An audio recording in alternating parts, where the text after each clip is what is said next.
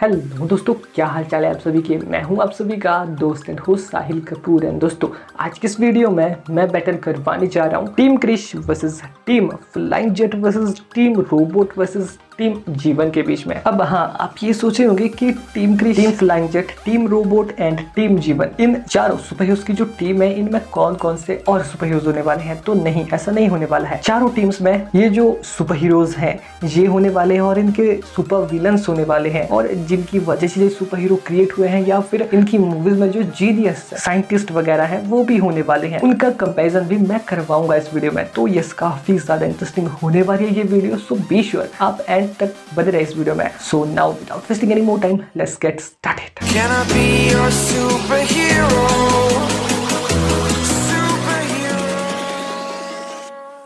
दोस्तों, वीडियो में आगे बढ़ने से पहले जैसा कि आप सभी को पता ही है कि मेरी आप सभी से सिर्फ एक ही रिक्वेस्ट रहती है कि अगर आपने अभी तक चैनल को सब्सक्राइब नहीं किया तो यार कर देना। साथ में जो बेल आइकन दिख रहा है ना उससे भी प्रेस करके ऑल पे सेलेक्ट कर देना। अगर ऑलरेडी ये सब कर लिया है सो थैंक्स। नाउ अब बात करते हैं बैटल की। पहले तो बात कर लेते हैं कि इन सभी टीम में कौन कौन है। तो जो टीम क्रिश है उसमें है क्रिश, काल, काया, डॉक्टर रोहित मेहरा या कह सकते हैं AKA क्रिश फादर। साथ ही में काल के मानवर भी। बात की जाए यहाँ पर टीम फ्लाइंग जेट की, तो जो टीम फ्लाइंग जेट है उसमें फ्लाइंग जेट आता है और राका आता है। हाँ, एक और विलन है बट वो एक नॉर्मल ह्यूमन नहीं है, तो उसका क्या ही कंपेरिजन करवाए यहाँ पर। सो ऑब्वियसली नो डाउट यहाँ पर सिर्फ टीम फ्लाइंग जेट में फ्लाइंग जेट एंड राका ही आने थे। बात की जाए यहाँ पर टीम रोबोट की, तो टीम रोबोट में आते हैं robot, evil robot, doctor Vashikaran, robot की पूरी आर्मी एंड रोबोट 2.0। बात की जाए यहाँ पर टीम जीवन की, तो टीम जीवन में आते हैं जीवन, रावण, और ले सकते हैं हम यहाँ पर रोहित और वो SRK का वो कैरेक्टर भी जो उसमें होता है, पर इन्हें यहाँ पर लेना उतना सही नहीं लग रहा है मुझे, क्योंकि जो SRK का वो कैरेक्टर है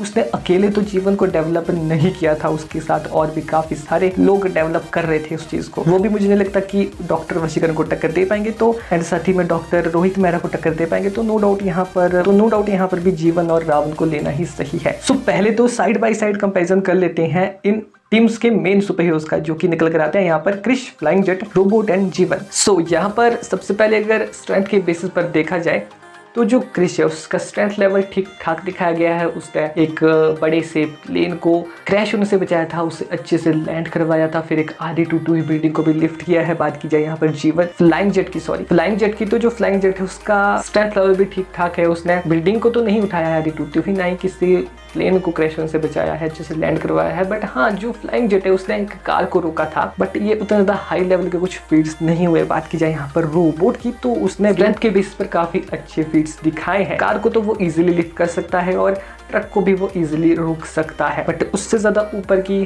स्ट्रेंथ के हिसाब से उसके कोई फीट्स नहीं है। बात की जाए यहाँ पर जीवन की, तो जीवन ने तो बिना हाथों का इस्तेमाल किए कार को लिफ्ट कर लिया था अपने, जो उसने एनर्जी प्रोजेक्शन करता है वो उनके थ्रू, और यस कार को भी लिफ्ट किया था फिर बाद में हाथों से, बट उससे ऊपर उसने भी कुछ नहीं किया है। तो यहाँ पर ओवरऑल स्ट्रेंथ में जो क्रिश है वो बाजी मार जाता है। बट बात करें यहाँ पर स्पीड की, जो क्रिश है वो अराउंड 1 से 10 मैक की स्पीड को इजीली पकड़ सकता है, बट यहाँ पर जो फ्लाइंग जेट है वो 100 से 110 मैक तक की स्पीड को इजीली पकड़ सकता है।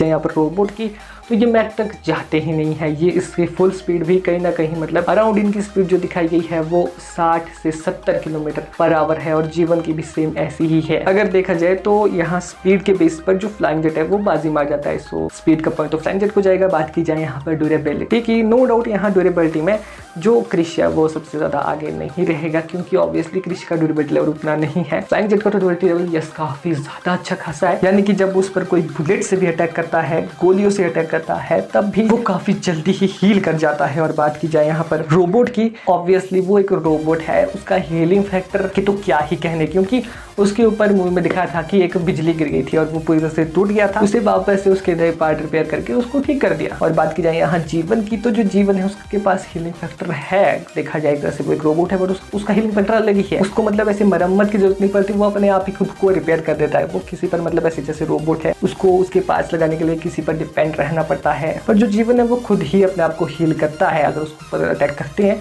तो वो काफी जल्दी रिपेयर कर देता है। तो हीलिंग में और ड्यूरेबिलिटी में यहाँ पर सबसे ज्यादा आगे जो है वो है जीवन। सो यहाँ पर जो ये बैटल है उसमें से क्रिश एंड रोबोट साइड हो जाते हैं क्योंकि ये नॉकआउट हो गए हैं। बात की जाए अब बात करते हैं फ्लाइंग जेट एंड जीवन की। तो जो फ्लाइंग जेट एंड जीवन है यस ये काफ़ी ज़्यादा पावरफुल है, बट यहाँ पर स्ट्रेंथ स्पीड ये दो जो पॉइंट है काफ़ी अच्छे पॉइंट है। ये दोनों ही पॉइंट्स जो फ्लाइंग जेट है उसके पास ज़्यादा है जीवन के मुकाबले में। तो नो डाउट यहाँ पर जो फ्लाइंग जेट है वो जीवन को भी डिफीट कर देगा, इनमें बैटल होती है। तो ओवरऑल जो विजेता है वो निकल कर आता है यहाँ पर फ्लाइंग जेट। अब बारी आती है सुपर विलेंस की। तो जो टीम क्रिश है उससे निकल कर आता है काल, जो टीम फ्लाइंग जेट है उससे निकल कर आता है राका, एंड जो टीम रोबोट है उससे निकल कर आता है ईवल रोबोट, एंड जो टीम जीवन है उससे निकल कर आता है रावण। तो पहले तो सबसे पहले जो नॉकआउट होगा वो होगा यहाँ पर ईवल रोबोट। यहाँ पर जो काल है वो मेटल को मैनिपुलेट कर सकता है, तो जो रोबोट ईवल रोबोट कहीं उसकी जो पार्ट्स उसकी जो बॉडी है वो कहीं ना कहीं मेटल से बनी है। और बचा राका, तो जो राका है उनमें काफ़ी अच्छी फाइट होगी, but obviously at the end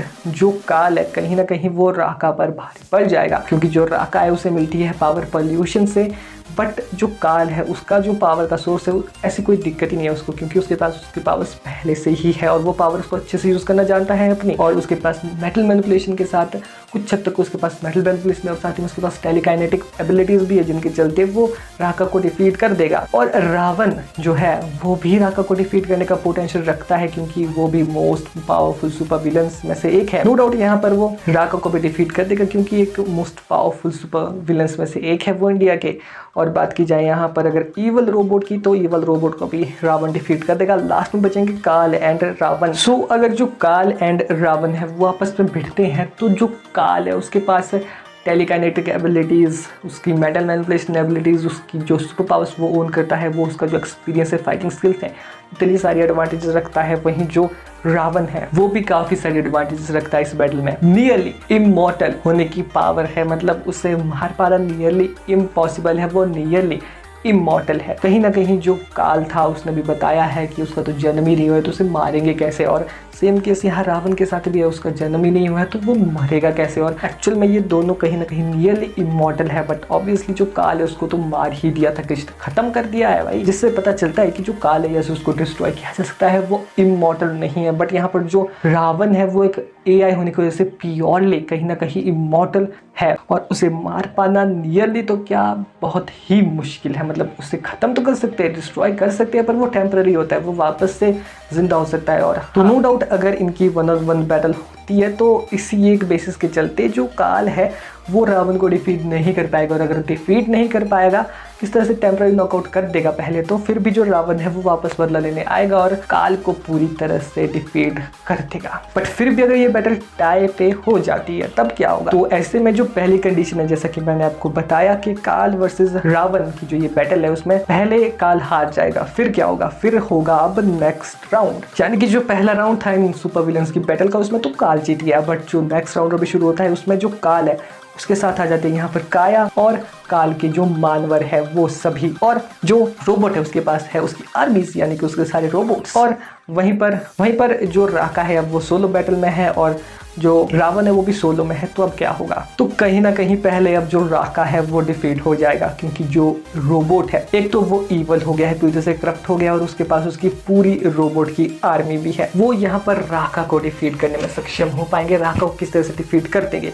but जब वो रावण की ओर बढ़ेंगे उसे डिफीट करने के लिए, तो नो डाउट यहाँ पर जो रावण है वो रोबोट की पूरी आर्मी को अकेले डिस्ट्रॉय करने का पोटेंशियल रखता है। क्योंकि अगर बैटरी की प्रॉब्लम की बात की जाए यहाँ पर कि इनकी एनर्जी सोर्स डाउन हो सकते हैं, तो सेम केस यहाँ पर रोबोट के साथ भी हो सकता है, जैसे कि मूवी में दिखाया गया था। बट फिर उन्होंने बैटरी किस तरह से चार्ज कर ली थी गाड़ी के थ्रू अपनी, पर फिर भी गाड़ी की बैटरी से अपनी बैटरी चार्ज कर ली थी। बट फिर भी अगर बैटरी का प्रॉब्लम होती है तो वो यहाँ रोबोट्स के साथ भी हो सकती है और रावण के साथ भी।